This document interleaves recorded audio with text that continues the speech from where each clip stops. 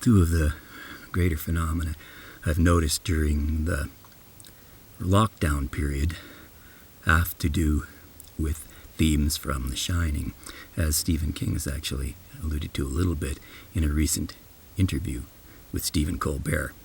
The one I've noticed is the drag racing, people driving all around, not really going anywhere, but making a whole lot of noise, and the remote viewing, the promotion of no longer being as close to people and watching from a distance.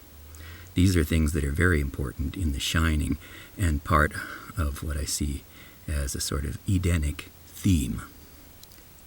Wendy, as I've talked to about before in an earlier video, can view people remotely, and if she doesn't tell them, then they are essentially naked before her, and they don't know it.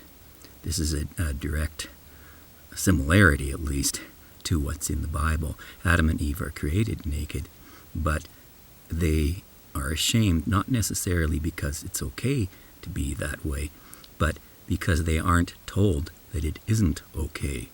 When they cover up after eating from the tree of knowledge and good and evil, Yehovah asks them, "Who told you you were naked?"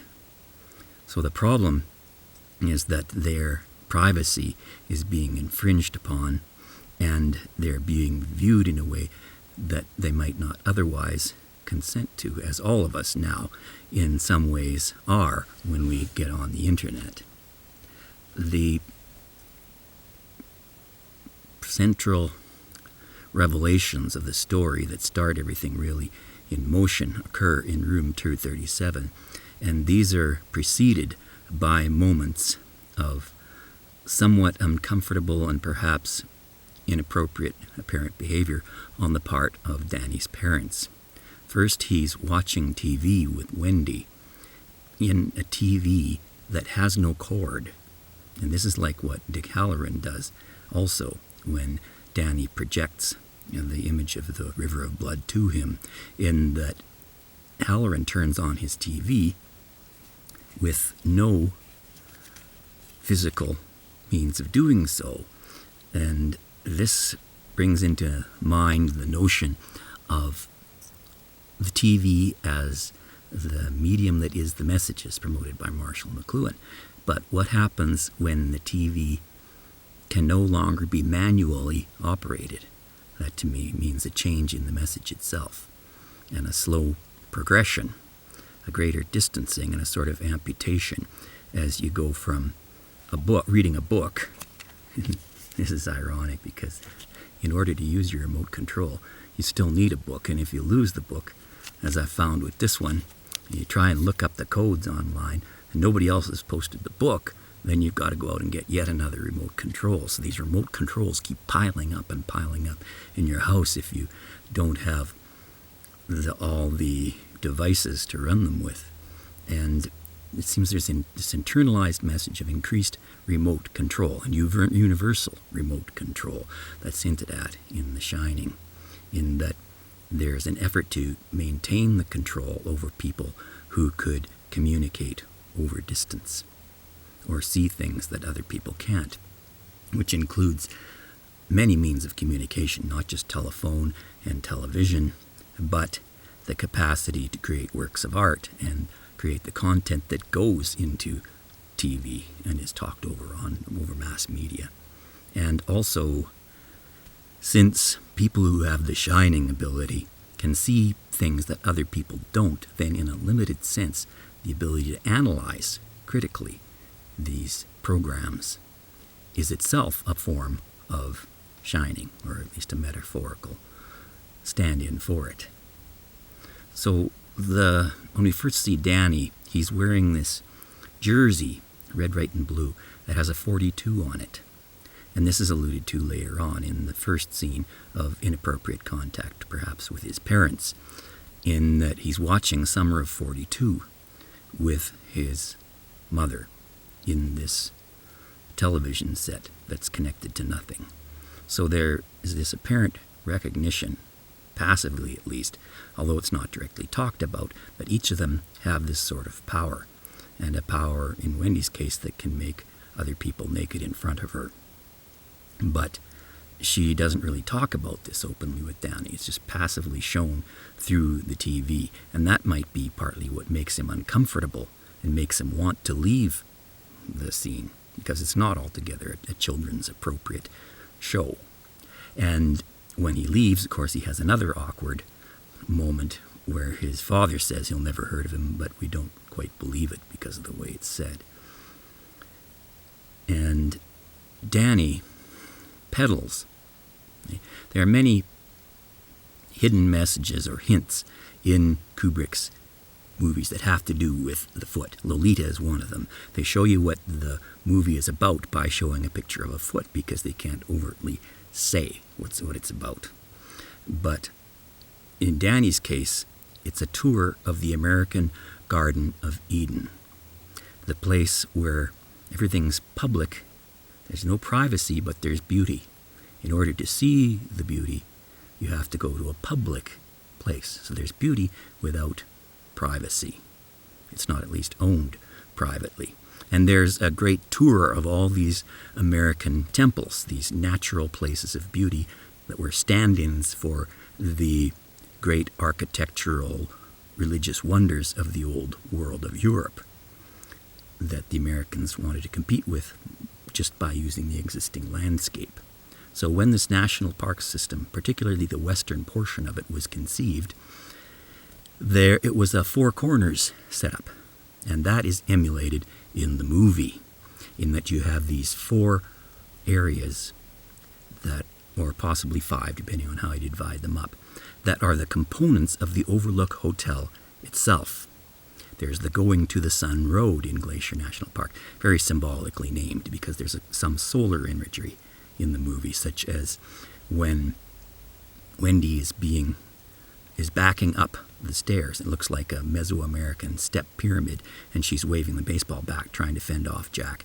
And there are lights just above and behind her, so when she gets into just the right position, you see all these lights around her head, like she's an ancient Incan ruler, much like you would see in The Emperor's New Groove, where Cuzco always wears this design. It has like a hemisphere. It sticks out here and is curved on the top, so it looks like the sun coming out of his head. And there are many echoes of this in the hotel, in the indicator that says what floor you're on, above the River of Blood image, the elevators. There's this thing that says, sweeps out a hemisphere. And when Wendy looks at the boiler, there are all sorts of readings that have to be read off the meters, and several of them have either a sphere or a hemisphere to them with a needle on it. So all this imagery is found in the symbolism and the landscapes of these 4 or 5 corners of the great circuit route that was set up for tourists to drive around in order to see all the great sights of the West.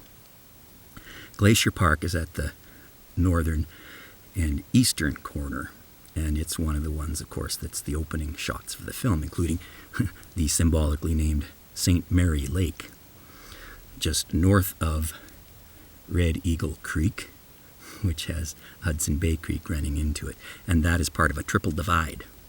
Now, Eden had 4 rivers that go out from it, and so Glacier National Park, although it has 3 great basin heads to it, like the source of waters that flow to 3 great other destinations, down the Mississippi, Missouri to the Gulf of Mexico, down the Saskatchewan-Nelson system to the Hudson Bay, and into the Flathead, Clark Fork, Pend Oreille, Columbia system to the Pacific. But there's a 4th one which can't be included using just Glacier Park, so other locations were brought in. Glacier Park also has the characteristic that it has the road that's not open in winter because it gets too much snow for it to be kept open.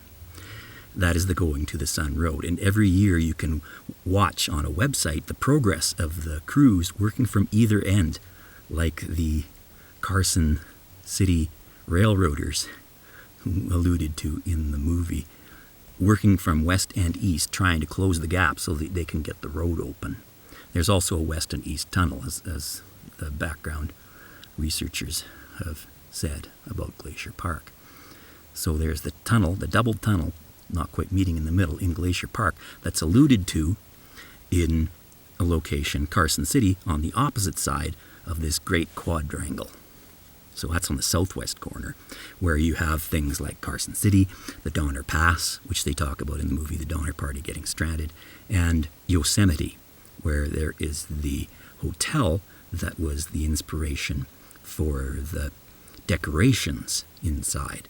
These have to do with 4s and 6s and other geometric numbers that portray the ancient Hebrew and Navajo views of the world. The Navajo saw themselves, like the Hebrew did, as a chosen people, and their world having 4 corners. And in the pre-Columbian people's scheme of things, these 4 corners could also have 4 colors, which are also used in the movie, and in some schemes correspond to the 4 alchemical colors I talked about in a previous video. So there's this square, roughly square thing. And if you go across the number 2 highway across the northern end of the United States, you can get to Mount Rainier and then turn south to go to Mount Hood and other great parks south of that, such as Crater Lake and so on. On your way to one of the founding parks, or perhaps the founding park of the National Park System, which is Yosemite. Then going across there, you can go a little bit south and go through the Grand Canyon, come up through Lehman Caves and Great Basin, and back to Colorado. Colored red, it means, which is very important in the movie. Lots of red things coming up symbolically. And north through there, through Rocky Mountain National Park. And if you draw a line from the location of the Stanley Hotel, one of the inspirations for the Overlook Hotel in the movie, and the one that Stephen King actually visited, draw a line from that to Glacier Park with the Going to the Sun Road, and it will pass exactly through Yellowstone. So this great circuit of all these parks is built into the structure of the Overlook Hotel because it takes characteristics from the timberline on the northwest corner in Oregon and Colorado, the Stanley Hotel, southeast corner, and from the area of Carson City, Donner Pass, Yosemite, southwest, and Going to the Sun Road in Glacier, northeast. So that's why there's so many right-angled turns, or one of the reasons why there are so many right-angled turns in this movie, because as Danny pedals around, imitating the behavior of the drag racers now, who have nowhere to go and too much time on their hands, he roars around and around the hotel in much the same way that the people touring the national parks, the great Eden temple system of the United States, would do by car. So there's this geography of the national parks, which at its heart is also which is beautiful, like what's shown in the movie, but also a little bit scary, because there's a trauma at the center of it, which is not openly discussed. And like a great horror movie, since you can never put your finger on what it is that's bothering you, you never quite get over the scariness and the trauma, because you can't identify exactly what caused it. Now, in Danny's case, Danny has a layering of tribal mythology in that he is like the roadrunner running from the coyote, a trickster figure from Apache and other neighboring mythologies. The trickster in the Bible is Jacob. Jacob is the father of all the tribes of Israel, including one named Dan. So you have this predatory relationship in this case, in that the coyote and the roadrunner, like Jacob and Dan, one is pursuing or going to pursue the other. So when you hear the cartoons playing, it's a foreshadowing of the chase that will happen later on as Jack goes after Danny. In the center of this, after Danny has had these two awkward and hints that there's something not quite right in the relationship between him and his parents, he goes, after making the circuit with his big wheel tricycle, to room turd 37. And room turd 37 has several things in common with the center of the Garden of Eden.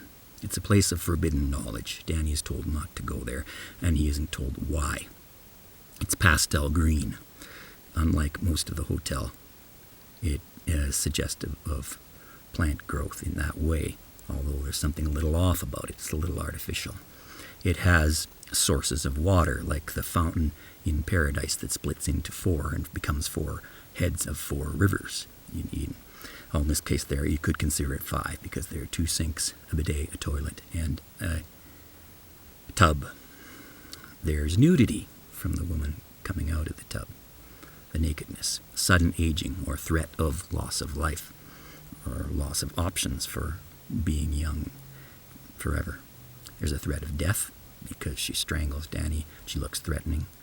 There's the loss of the preferred position, as I talked in my last video, the prestige of at least being able to occupy a place of opulence and wealth where all the powerful people and the royalty go. And it's expensive in that you can have all to yourself, even though you may not have the full control of it. And if anybody disturbs room 237, then they'll have to leave, which threatens Jack's job and Jack's future. There's a sense of amputation, and the tempter in the Garden of Eden story is, in a way, an amputated figure. He's someone who's made reduced use of his limbs, and some of the scary imagery in The Shining has to do with this idea of amputation. They're monopodal shapes, especially as you get closer to room 237. There's opposite directions of these things that look like stick figures, but with their arms cut off. And ultimately that's what Jack tries to do to his family. He tries to amputate them. And he talks about his wife when he's talking to Lloyd, or at least one of his previous historical incarnations in his guise, talks to Lloyd and calls her the sperm bank upstairs. And the horror of reproduction in some way is shown a little bit in the symbolism of the shapes on the carpet, because they look monopodal, or like this, no real limbs showing, just a head and a tail like a sperm, and they're within this shape that I talked about before, the hemispherical shape that's associated with Wendy. So the closer you get to room 237, the more monopodal or serpent-like or amputated the symbolism becomes. And this includes the sweater that Dan wears as he is invited into the room, because he's wearing the Apollo 11 rocket on his chest, and that has this same sort of shape as the blobs on the carpet, pointing toward the bathroom in room 237.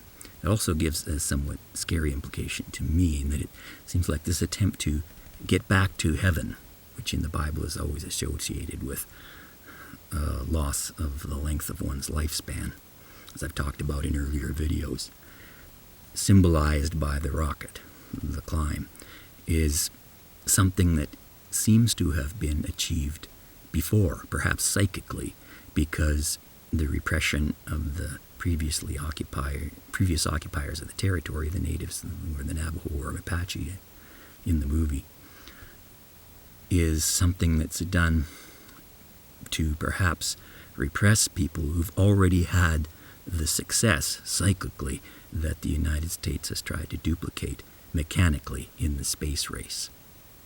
So there's a feeling that because of the shape of the sand paintings on the wall that Jack throws the ball at, these look amputated in their own way. Their limbs are foreshortened. They're all torso, and they're built and look like rockets, as if the people who were there before the Europeans arrived in Colorado had already achieved some sort of contact, perhaps with the aid of some sort of shining ability, with the heavens or outer space people.